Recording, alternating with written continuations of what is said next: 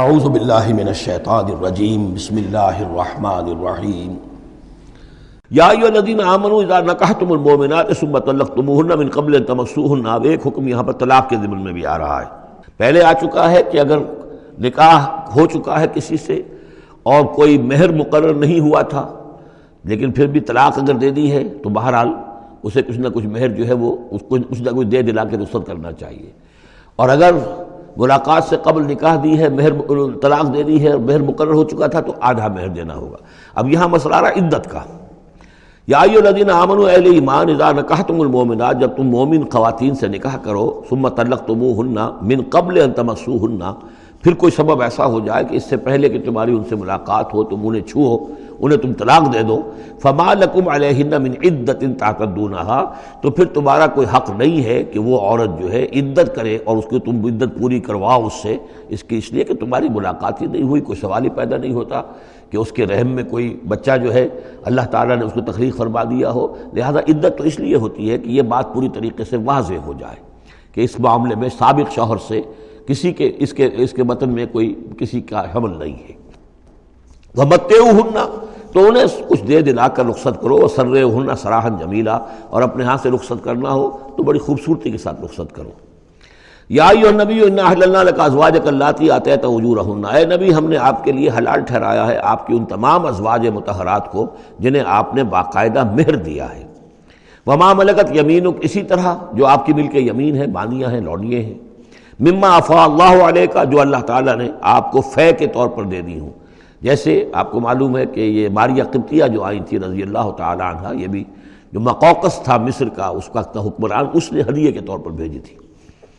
وہ بنات عمے کا، وہ بنات عماتے کا، اسی طرح آپ کے لیے نکاح کرنا جائز ہے اپنی چچا کی بیٹیوں سے اور اپنی پھپھیوں کی بیٹیوں سے، وہ بنات خالے کا، اور اپنے ماموں کی بیٹیوں سے، وہ بنات خالات کا، اپنی خالاؤں کی بیٹیوں سے، اللاتی ہاجرن معک، جنہوں نے آپ کے ساتھ ہجرت کی ہے۔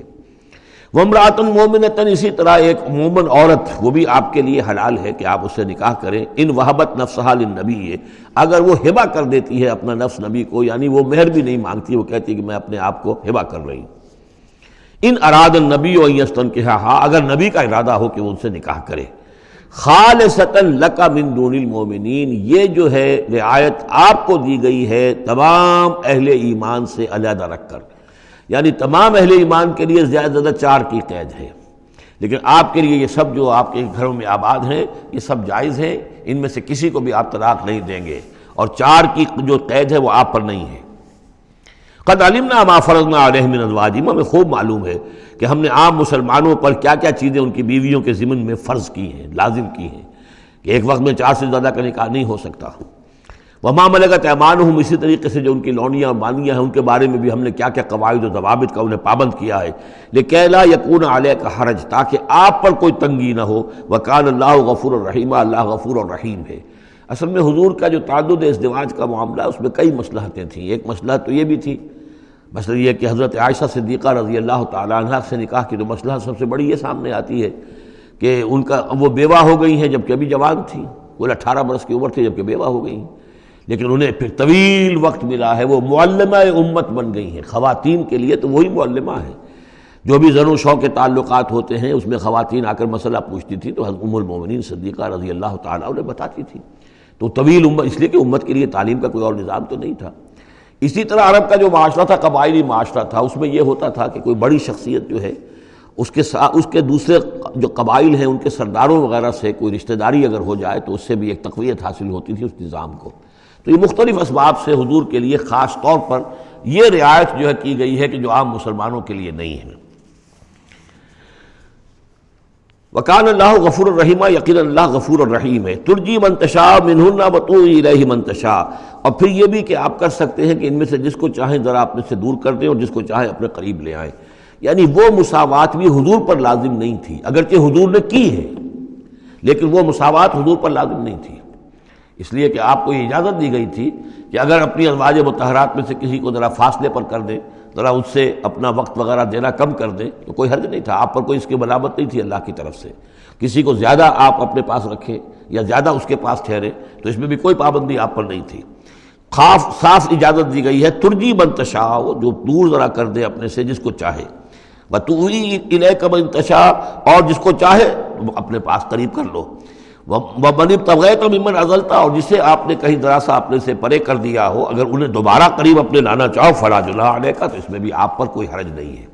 ذَلِكَ أَدْنَىٰ أَن تَقَرَّ أَعْيُنُهُنَّ، یہ زیادہ قریب تر ہے اس سے کہ ان کی آنکھیں بھی ٹھنڈی رہیں، وَلَا يَحْزَنَّ، اور وہ رنجیدہ نہ ہوں، یعنی ایسا نہ ہو کہ کسی اپنی زوجہ محترمہ سے آپ ذرا زیادہ دیر کے لیے جو ہے وہ دور رہیں، ایسا بھی نہیں ہونا چاہیے، ان کی بھی آنکھوں کی ٹھنڈک رہنی چاہیے۔ وَيَرْضَيْنَ بِمَا آتَيْتَهُنَّ كُلَّهُنَّ، اور تاکہ وہ سب کی سب راضی رہیں ان چیزوں سے جو آپ انہیں دیتے ہیں۔ حضور کا معاملہ یہ تھا کہ آپ نے کامل مساوات برتی ہے، ناپ تول کے ساتھ، نان نفقہ سب کا برابر، وقت اپنا سب کے ساتھ برابر، باریاں مقرر ہیں اور باریوں پر ہی آپ سب شب باشی فرماتے تھے، آج ان کے پاس ہیں، کل ان کے پاس ہیں، پرسوں ان کے پاس ہیں۔ ایک وقت آپ نے رکھا تھا جب مدینے میں آپ ہوتے تھے تو عصر اور مغرب کے درمیان چند منٹ کے لیے، 5-5 7-7 منٹ کے لیے آپ سب کے ہاں ہو آتے تھے تاکہ سب سے اس روز کی ملاقات ہو جائے۔ باقی یہ ہے کہ شام کو شب باشی، ظاہر بات ہے رات کو کہ ایک کے ہاں ہوتی تھی،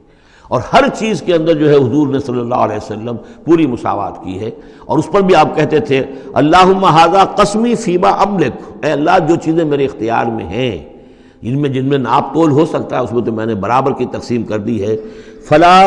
تلمنی فیما تملک ولا املک، تو اللہ مجھے اس پر ملامت نہ ہو کہ جو میرے اختیار میں نہیں بلکہ تیرے اختیار میں، یعنی میرا دلی رجحان اگر ان میں سے کسی ایک طرف زیادہ ہے تو ظاہر بات ہے انسان کو اس کے اوپر اختیار نہیں ہے، اور یہ سورہ نساء میں آ بھی چکا ہے کہ یہ معاملہ تو تم چاہو بھی تو اس میں تمہارے لیے ممکن ہی نہیں ہے کہ اس قلبی رجحان کو بھی برابر تقسیم کر سکو، یہ تمہارے اختیار میں نہیں ہے، تو ظاہر بات ہے اس کے اوپر اللہ تعالیٰ کی طرف سے بات پوچھ بھی نہیں ہے۔ واللہ یعلم ما فی قلوبکم، اللہ جانتا ہے جو کچھ کہ تمہارے دلوں میں ہے، وقال اللہ علیما حکیما، اللہ علیم اور حکیم ہے۔ لا یحل لک النساء من بعد، لیکن اب اس کے بعد جتنے بھی نکاح آپ کر چکے ہیں اب آپ کے لیے کوئی اور نکاح کرنا جائز نہیں ہے۔ یہ صورتحال بس اب فل سٹاپ لگ گیا ہے، اب نہ تو ان میں سے کسی کو آپ طلاق دیں گے اور نہ ہی مزید کوئی شادی کریں گے۔ ولا ان تتبدل بہن من ازواج، اور نہ یہ کہ آپ ان میں سے کسی کی جگہ کسی اور کو لائیں گے۔ ولو اعجبک حسنہن، خواہ آپ کو وہ بہت پسند بھی آئی ہو، اگر کسی خاتون کی طرف آپ کی رغبت ہو بھی گئی ہو بربنائے طبع بشری، تو اب آپ کو مزید نکاح کی اجازت نہیں ہے۔ دیکھیے قرآن مجید صاف صاف بات کرتا ہے، خود حضور نے صاف بات کی ہے، مجھے تمہاری اس دنیا سے 2 ہی چیزیں پسند ہیں یا شاید 3 چیزیں پسند ہیں، ایک تو یہ کہ خوشبو پسند ہے، ایک عورتیں مجھے پسند ہیں۔ تو یہ آپ نے اس میں قطعاً کوئی آپ نے جھجک نہیں رکھی کہ جو باتیں ہیں، جو بھی فطرت ہے انسان کی اور جو بھی اللہ تعالیٰ نے بنائی ہے اس کے مطابق، تو آپ نے فرمایا کہ مجھے تو دلچسپی ہے، کوئی شک نہیں۔ وَلَوْ أَعْجَبَكَ حُسْنُهُنَّ، اگرچہ کوئی آپ کو زیادہ ہی پسند آ جائے، لیکن یہ کہ اب آپ کو اجازت نہیں ہے نکاح کی، إِلَّا مَا مَلَكَتْ يَمِينُكَ، سوائے اس کے کہ جو آپ کی باندھی ہو، کوئی لوڈی ہو، کسی جنگ میں اگر وہ معاملہ ہو جاتا ہے تو اس کا معاملہ علیحدہ ہے، یہ نکاح کا معاملہ ہے۔